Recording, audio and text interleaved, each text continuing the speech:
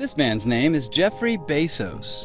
Jeffrey is widely known for his success in his creation of a $2 trillion company from just a measly $250,000 investment made by his parents. But Jeffrey has a secret. What is not widely known about Jeffrey is that his grandfather is Lawrence P. Guise. Lawrence P. Guise helped form the Pentagon's super-secret Advanced Research Project, ARPA, in 1958. In later years, that agency was renamed to DARPA.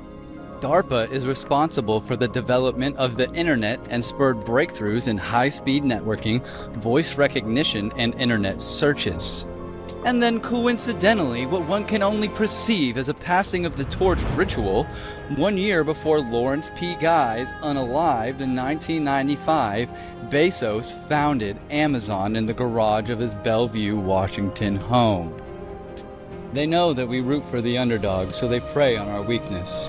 Once you begin to see how words and terms and symbols are used, and the powers that be in this world have set up a world of symbols and emblems and terms and catchphrases. Once you understand how this system works, for the first time the world opens up to you. All of it is right in front of you. But if you don't understand what the words are and what the words mean, you're never going to figure out how this stuff works. There's a very sinister, frightening, interesting symbolism that has been imposed upon this country, and the people have no idea in the world what's going on. And I will guarantee you, no matter how educated you might think you are, I will guarantee you, you have no idea in the world how the world actually works. You need to understand that when even on your check, when you're writing a check, the place where you put your name on a check, look at that line, what you're signing on, and get a magnifying glass, and you will find that's not a solid line to sign your name on. That is written, it's a typewritten sentence that's been honed down to microscopic size. Get a magnifying glass and read on a check what is said where you sign your name. I have discovered many years ago that words and magical systems dominate the world that we live in. There is, in point of fact, a magical matrix at work. I've always been interested in the occult. Occult is simply a word meaning hidden, and so much of our powers in this world and the way things work are hidden. And the more one looks at this subject of how the world actually works, you begin to see that there's a magical system. And I'm telling you, there really is a magical system dominating the world of the Western civilization. And for 1,000 years before the Roman Empire existed in Northern Europe, basically Western Europe, there was a magical priesthood called the Druids. And the Druids still even exist to this day. And it was a very legitimate political, social, educational, religious institution dominating Europe for thousands of years. And they were referred to as the Druids. They were actually from the Phoenician Canaanite system in the Middle East. The Phoenician Canaanites formed the basis for the ancient Druidic system, and that's even older. But in the ancient Druidic system, there were many powerful symbols and emblems. One of the most interesting symbols in Druidism was a magic wand, like Merlin, a magician with his magic wand. Magic wands were always made out of the wood of a holly tree. It was made out of hollywood. And we're still seeing the magic of the wood of the holly tree. Hollywood, motion pictures, television. And once you begin to see the symbols and realize that the symbols for the national coats of arms for countries, the flags, the seals, the presidential seals, the emblems for the logos and emblems on corporations, especially the corporate emblems for motion pictures and television companies like Columbia Broadcasting System. CBS has the eye. The Colombian system goes back to the Colombian faction of the Illuminati back in the early 1700s, not the late 1700s. And you begin to see why space shuttle is called Columbia. You have Columbia University, Columbia Pictures, Columbia Broadcasting. Columbia is a very interesting word, and it's connected to the Jesuits.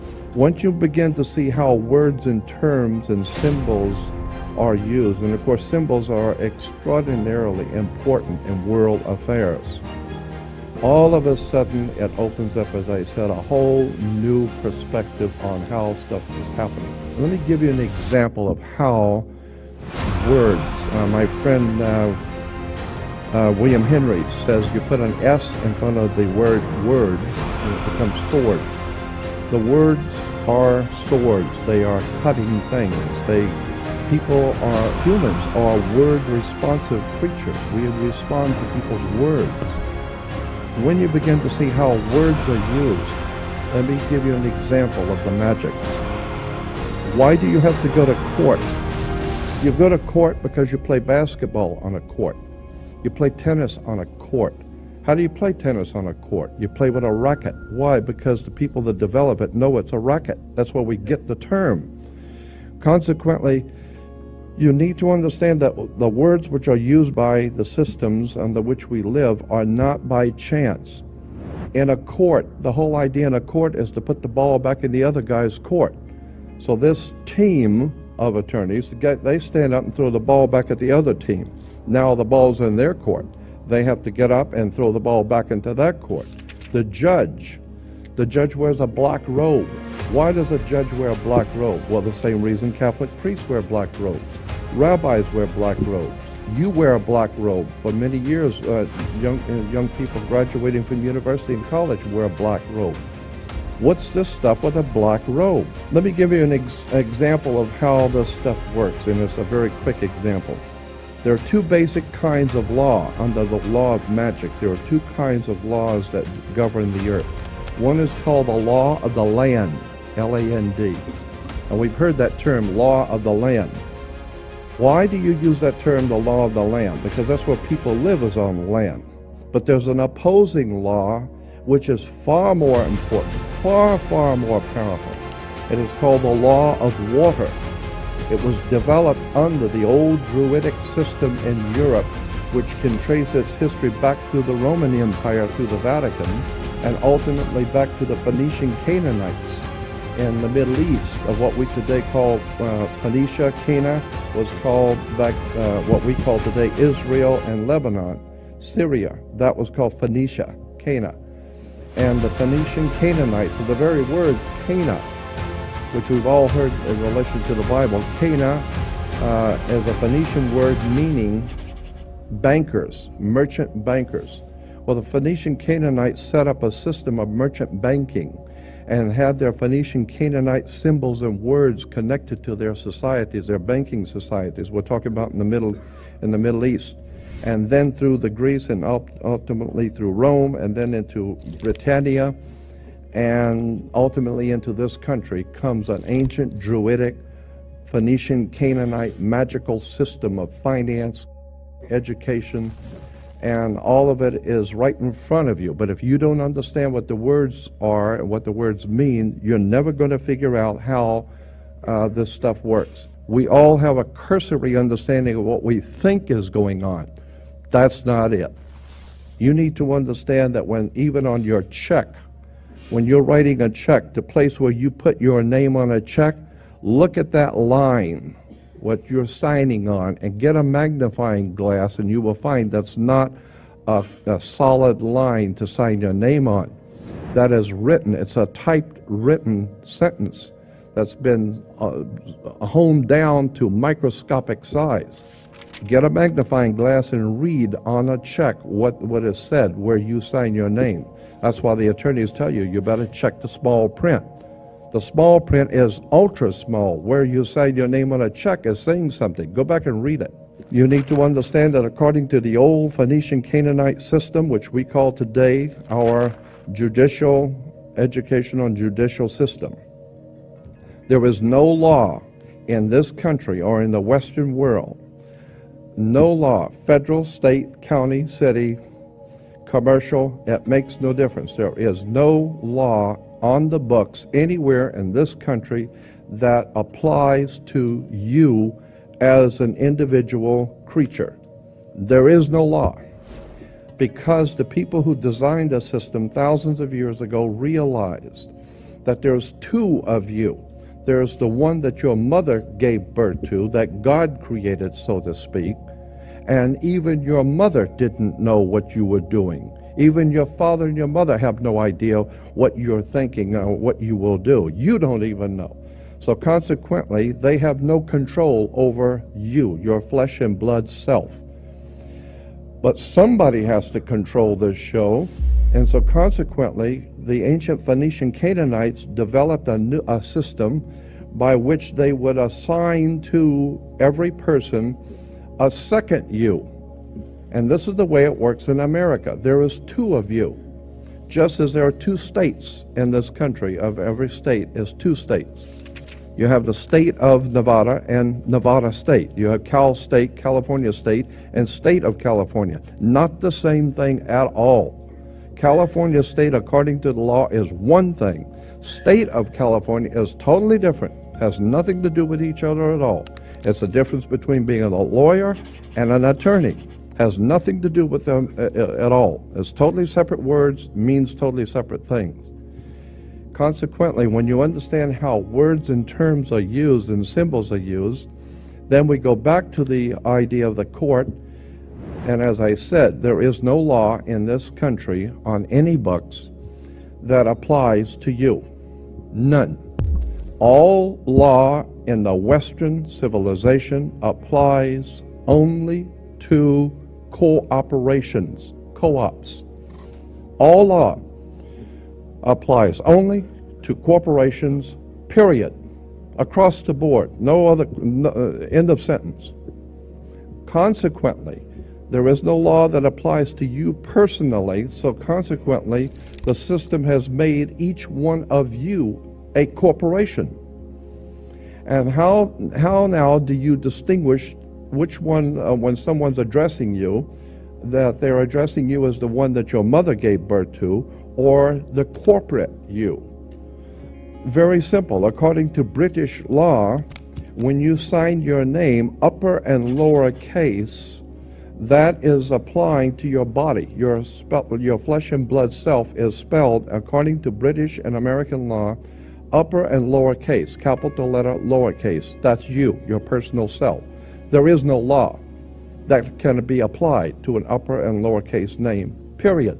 No law at all can be applied to an upper and lower case name, because there is no law over you. Therefore, every piece of important bills, insurance, driver's license, identification, taxes, I don't care what it is. If it's a piece of business, period, in any kind of way, shape, or form, your name must, by law, international maritime admiralty banking law, your name must appear in all capital letters. You will never get a bill or anything that has your name upper and lower case, because there is no law that applies to an upper and lower case name, period. So if Sears is going to send you a bill, if you go into Baskin Robbins or Sears and you order a pair of shoes, what are you going to do? They're going to give you a ticket, and you're going to put it on your bill, and then they're expecting you to pay the bill. And consequently, they're going to charge you. Well, that's the same thing. You go into a courtroom. They're going to read out the charges. And the cop gave you the ticket, and you have been charged with speeding or whatever. And therefore, you have to pay the charge. Well, once you understand that in America, according to our laws in America, you cannot pay a bill. Did you know that? According to international banking law, Americans cannot pay a bill. So when you say, well, I got to pay this, I'll pay that bill, well, that's a term that we use. But in point of fact, lawfully, you cannot pay a bill. You can discharge a debt. You cannot pay a bill. So consequently, you need to understand, what do you mean discharge a debt? Now it gets back to the court again. Now it gets back to the symbols and emblems of why the judge wears a black robe. It has to do with the planet Saturn. Saturn is the god that inhibits. He's the inhibitor and the law god, the god of law who inhibits, who holds back. He holds back everything and teaches you a lesson the hard way. Saturn. And women were told in the ancient world to listen to their god Saturn, who incidentally was called Lord of the Rings. Okay? And consequently, they're still making movies in Hollywood on Lord of the Rings, the planet Saturn. Women were told to listen to their god, the Lord of the Rings, so they were wearing an ear ring. Men were to get married before Saturn, their god, so they would wear a wedding ring. Consequently, the king would be crowned before Saturn. Saturn would be the round crown or the corona, the ring. Saturn, the god who is the inhibitor, the god of occult law, the mystical god Saturn, Lord of the Rings, who is in charge of and controls all occult law in the universe.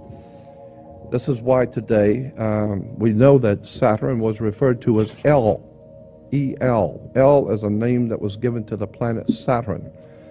And therefore, if you are worshiping Saturn, you represent the law, you are referred to in church today as an elder. How did you get to be an elder? You got to be an elder because you were one of the elites. How did you get to be an elite? You got elected. Because through elections, all of our system is based on occult, mystical words and terms going back to the planet Saturn, going back to the Phoenician Canaanite system of banking. Incidentally, where do you find a bank? We go to banks all the time. Where do you find a bank? Banks are on both sides of a river. They're called river banks. What does a river bank do? It directs the flow of the currency. Your money is referred to as the currency. This is why when you go to court, you have the current, electricity, because it's the juice. And if you don't have the juice, you don't have it. So if you don't have the juice, you can't capitalize. And the capital is a Latin word, meaning money. There's a very sinister, frightening, interesting symbolism that has been imposed upon this country, and the people have no idea in the world what's going on. All goes back to the Phoenician Canaanite system and ancient Phoenicia, ancient Babylonian Sumeria, and this is why the work of Zecharia Sitchin is so important. This is where the kings of England get their concept of the divine right of kings. What are you talking about, divine right? All of this is part of a subject which I call ancient mysticism that dominates the Western civilization. After the change of the century, coming into 1900s, decided they wanted to expand. They got so much money and they're doing so well. They thought maybe we could expand the business, move the corporation out a little bit. Let's expand business. Let's go to Germany or Europe and open up a big corporation there and take in their corporation, their government. We'll take them over. And the Germans said, "Hey, Jack, it's like a mafia. What are you coming over here? You're gonna buy me? I'll buy you. You don't buy me." Like the Godfather movie. And the American corporation, British American corporation, said, "Unfortunately, maybe you didn't understand. Let me restate it so you understand. I didn't ask you. I'm telling you. We're moving in here. It's called a corporate takeover."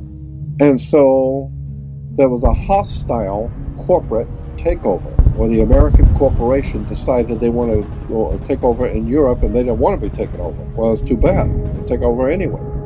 So they called it a hostile corporate takeover. We call it World War I. So the corporation called United States was able to overthrow the existing corporate order in Europe, but it cost a lot of money. They had to build a lot of tanks and jeeps and pay a lot of people. And the corporation, well, they were successful. They did what they wanted to do. But they went broke doing it. And so when they went broke doing it, and then the bankers pulled their money out in 29, we had something called a stock market crash, because the corporation spent so much money they went broke. So the international banker says, well, if you're broke, what are you coming to me for? I'm not going to loan you money if you're broke. And so what do you have as collateral? You got any collateral that you can put up for me to loan you the money? And the corporation called United States, the British corporation called United States, said, yes, we have the stock. We'll give you stock in the company. You are the stock in the corporation. So they give your body to the banks in Switzerland. So your body now becomes stock for the corporation called United States, because you are a money maker.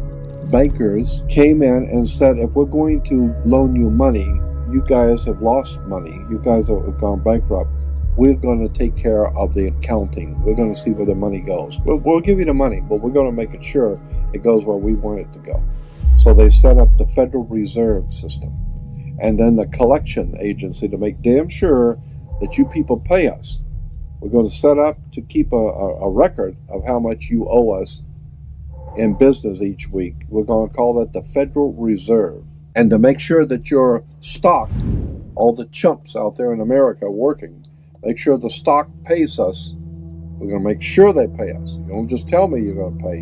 I'm going to make sure they're going to pay. So we will set up a collection agency.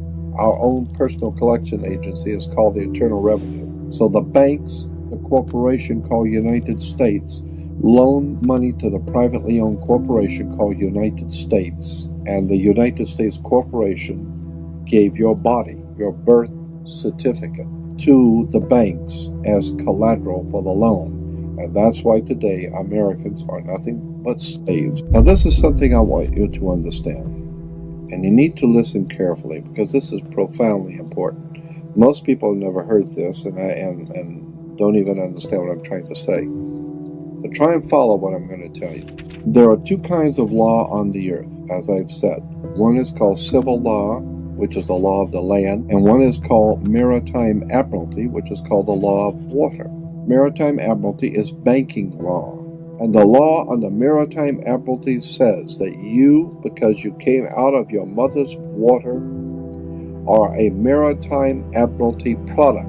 This is why the ship is sitting in its berth and is tied to the dock, and the captain has to give a certificate of manifest to the port authorities, because money is changing hands.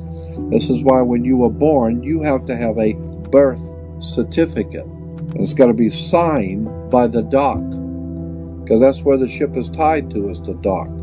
So the dock signs your birth certificate. Why? Because you came down out of your mother's water. You came down her birth canal. You are a maritime admiralty product, and therefore your birth certificate is signed by your mother. And where your mother signed on the birth certificate, get it, you will see it does not say parent or mother, it says informant. Your mother was informing the bank that she has just produced another product to be bought and sold. England, the British Crown, through international banking, owns your physical body. And that's the law. So you can think it's funny all you want. So the bottom line is that you are a maritime admiralty product. And on the back of the Social Security card will be numbers in red. On the front will be in blue or black, but on the back will be in red. The numbers on the back of a Social Security card in red designate your body. It is the serial number of your stock. And this is why if you're wealthy, you are preferred stock. If you're poor, you are common stock. But you are a stock on the stock market. Your body is bought and sold through the use of your birth certificate. And if you could get your original birth certificate back, you would find that on the back of the birth certificate are all the banks around the world. All over the world, banks have used your birth certificate because you are a stock in a maritime admiralty banking scheme where you make money for banks. So consequently, the corporation and government and people who want to control you, they create a second you, and that second you that they control that they created is all capital letters. Check it out. Anytime you get a bill, get a lawsuit, you get a fine, a ticket, somebody sends you a bill from the Department of Water and Power, check it out on your driver's license, on your Social Security card, on your insurance cards, anything having to do with business, your name will always be in all capital letters, because only all capital letters can be dealt with by banks and government. Anytime you have a name upper or lowercase, that applies to you. I got no control over you. You sign a contract in which your name is in all capital letters, now I can take you to court. Now I can take you. As a matter of fact, the judge sits on the bench. He rules from the bench. The word bench in Latin is a bank. Look it up in a Latin dictionary. So the judge rules from the bench. Right, because he's ruling for the bank. Why? Because somebody's going to pay. It's just a game here. The Queen of England wants a cut of the American blood. She wants a piece. So it's going, somebody's going to pay, and the money's going to go where? Into a bank. That's right. The judge rules for the bank. So consequently, if you are working in California making money, you are then referred to as a franchisee. You're a franchisee of a foreign corporation. 1849 Constitution of California says, no California citizen will ever pay taxes in California state. Ever. There will never be a state tax in California. Ever.